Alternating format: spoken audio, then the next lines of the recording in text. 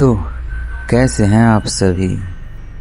कहते हैं सच्चा प्यार मौत से भी ज़्यादा ताकतवर होता है, लेकिन अगर मौत ही तुम्हारे प्यार को तुमसे छीनना चाहे तो तुम क्या करोगे। ऐसी ही एक कहानी आज आपके सामने लाने वाला हूँ, जिसमें रोहन अपने प्यार को बचाने के लिए मौत से भी लड़ जाता है। तो चलिए बिना समय गवाए शुरू करते हैं आज के इस खौफनाक कहानी को।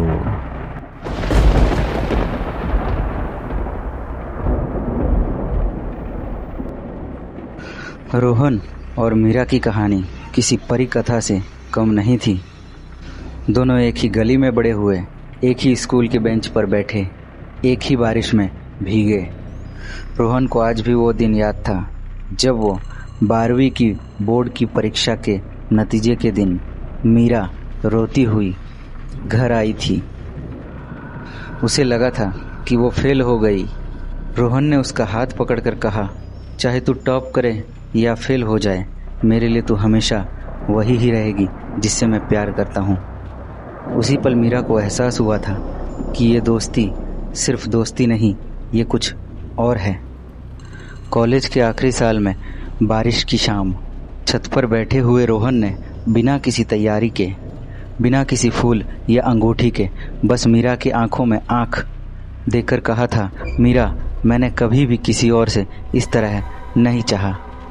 मैंने कभी भी किसी को इतना ज़्यादा प्यार नहीं किया। मैं जानता हूँ कि ज़िंदगी में उतार चढ़ाव आएंगे, पर मैं वादा करता हूँ मैं तेरा साथ कभी नहीं छोड़ूंगा। चाहे कुछ भी हो जाए, मैं मर भी जाऊँ तो भी किसी दिन, किसी भी रूप में मैं तेरे पास वापस ज़रूर आऊँगा। मीरा की आंखों में आंसू आ गए थे। वो बस रोते हुए इतना ही कह सकी कि कसम खा करके बोल। रोहन ने उसके हाथ को अपने दिल पर रखा और बोला, कसम है यार। सालों बाद वो वादा निभाने का, हमेशा के लिए एक होने का दिन आ गया। मीरा की दादी की पुरानी हवेली, जो अब एक खूबसूरत रिजॉर्ट में बदल चुकी थी। दादी के जाने के बाद उस पुरानी हवेली को घरवालों ने मिलकर एक रिजॉर्ट में तब्दील कर दिया था। वहीं इन दोनों की सगाई की रस्म रखी गई। फूलों से सजा आंगन, हजारों दियों की रोशनी, हल्की बारिश की बूंदें और दूर से आती शहनाई की धुन, जैसे पूरी कायनात उनके प्यार का जश्न मना रही हो। सगाई की अंगूठी पहनाते वक्त रोहन ने धीरे से मीरा के कान में कहा, आज से तू सिर्फ मेरी है और मैं सिर्फ तेरा, इस जन्म में भी और अगले 7 जन्म में। मीरा मुस्कुराई। उसके आंखों में खुशी के आंसू थे, पर तभी उसके हाथ अचानक बर्फ जैसे ठंडे पड़ गए। उसे लगा जैसे उसके कान में फुसफुसा के किसी ने कहा, तू मेरी है, तू सिर्फ मेरे लिए ही बनी है। उसने घबराकर इधर उधर देखा, पर कहीं कोई नहीं था। रोहन ने प्यार से उसका चेहरा अपने हाथों में लेकर पूछा, क्या हुआ मेरी जान। मीरा मुस्कुराई और बोली, कुछ नहीं, बस तेरे पास होने से दिल जोर जोर से धड़क रहा है। और उसने बात टाल दी, पर उसकी दादी की आखिरी बात उसके दिमाग में आज भी गूंज रही थी, इस हवेली में कभी मत लौटना मीरा, क्योंकि वहाँ कोई तेरा आज भी इंतजार कर रहा है। लेकिन मीरा ने उनकी बातों का नज़रअंदाज करके सोचा था कि ये बुढ़ापे की बड़बड़ाहट है। रात के करीब 2 बजे मीरा की नींद खुली। कमरे का तापमान अचानक बर्फ जैसा ठंडा हो गया था। दरवाजे के पास एक परछाई खड़ी थी, बिल्कुल इंसान जैसी, पर इसका चेहरा नहीं था, सिर्फ जले हुए मांस के जैसी बनावट थी। परछाई की जगह पर एक बूढ़ी चिपचिपी आवाज गूंजी, तू वापस आ गई, मैंने कहा था ना। मीरा चीखने लगी, लेकिन उसके गले से आवाज नहीं निकली। तभी रोहन दरवाजा तोड़कर अंदर आया, पर कमरा खाली था।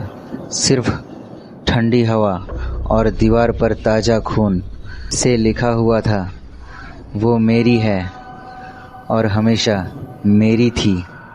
उस साये के ऐसा बोलकर चले जाने के बाद मीरा रोहन से लपटकर फूट फूट कर रोने लगी। रोहन ने उसे कसकर पकड़ लिया। मैं यहीं हूँ, कुछ नहीं होगा तुझे, कसम से। लेकिन मीरा की दिल में अब डर घर करने लगा था। रिजॉर्ट के बूढ़े केयरटेकर बाबूलाल कांपती आवाज में बोले। उसकी आंखों में साफ डर झलक रहा था।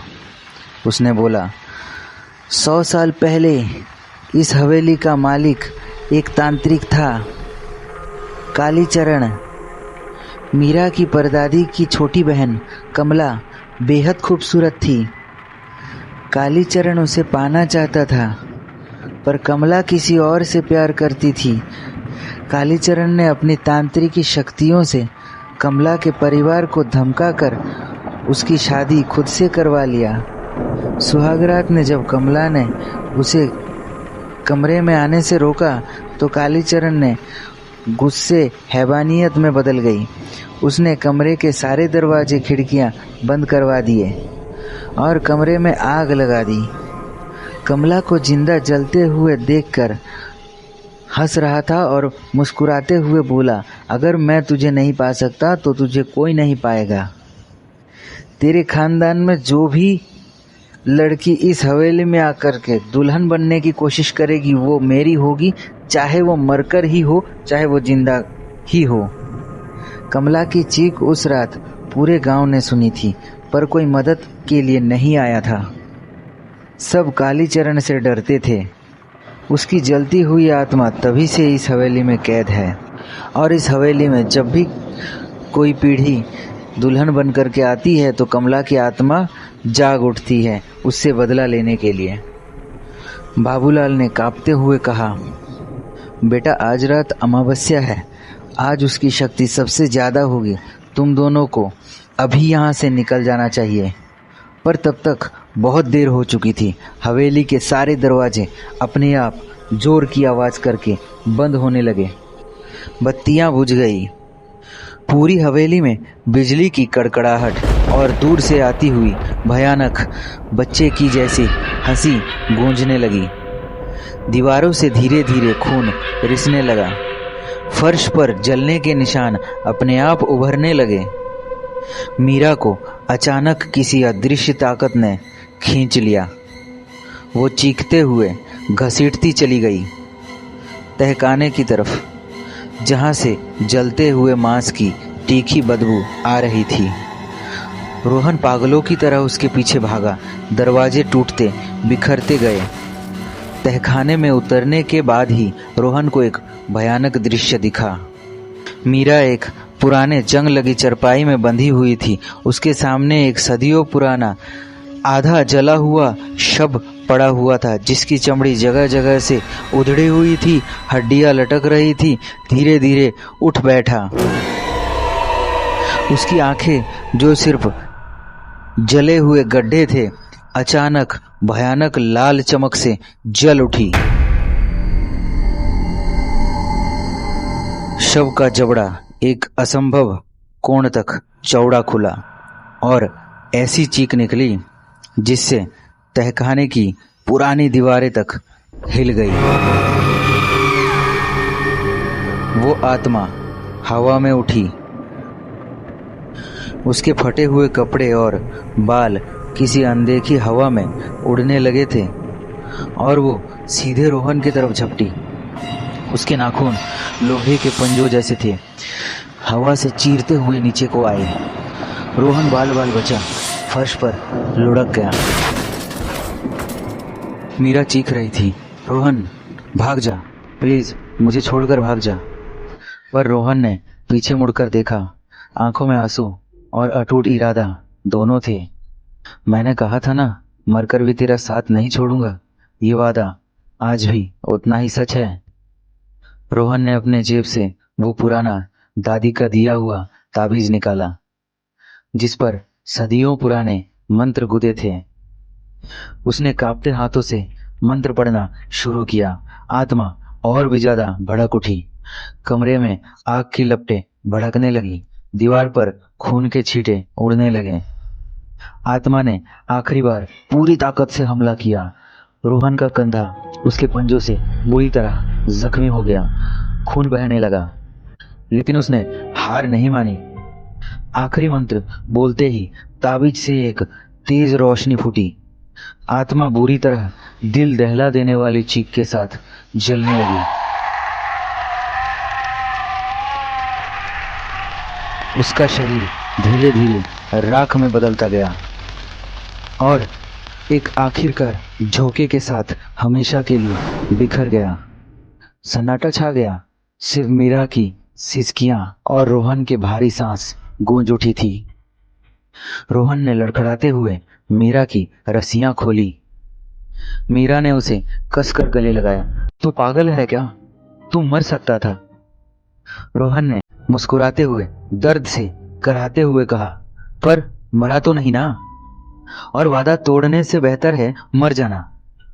मीरा की आंखों से आंसू बह निकले। उसने रोहन की जख्मी कंधे पर हाथ रखा। अब कभी तन्हा मुझे मत छोड़ना। रोहन ने उसका माथा चूमा और कहा, कभी नहीं, ना इस जन्म में ना अगले जन्म में। दोनों एक दूसरे का सहारा लेते हुए लड़खड़ाते कदमों से हवेली से बाहर निकल गए। सुबह की पहली किरण उनके चेहरे पर पड़ रही थी, जैसे कि कोई नया जीवन शुरू हो रहा हो। गाड़ी में बैठते वक्त मीरा ने रोहन का हाथ कसकर थाम लिया। मीरा बोली, चलो यहाँ से बहुत दूर, हमेशा के लिए। पर जाते जाते साइड मिरर में मीरा को एक पल के लिए वही जला हुआ चेहरा फिर से दिखाई दिया। मुस्कुराते हुए, फुसफुसाते हुए, इतनी साफ आवाज में जैसे बिल्कुल पास से बोल रही हो, तू चिंता मत कर, अगली बार तेरी बेटी की बारी होगी। मीरा का चेहरा सफेद पड़ गया। उसने कांपते हाथों से रोहन का हाथ और कसकर पकड़ लिया। गाड़ी दूर निकलती चली गई। तो दोस्तों, ये थी साया की कहानी। क्या प्यार सच में मौत और नफरत दोनों से ताकतवर होता है, या सिर्फ एक भ्रम था? और कमला की आत्मा आज भी वही है, अगली दुल्हन का इंतजार करते हुए। अगर इस कहानी ने आपको डराया हो तो कमेंट में ज़रूर लिखकर बताइएगा, और इस कहानी का कौन सा पार्ट आपको सबसे अच्छा लगा ये भी कमेंट में ज़रूर बताना। वीडियो को लाइक करिएगा, चैनल को सब्सक्राइब करके पास दिए गए बेल आइकन को भी दबा देना, ताकि आने वाले ऐसे ही डरावनी और भौतिक सस्पेंस वाली कहानियों से आपकी मुलाकात होती रहे।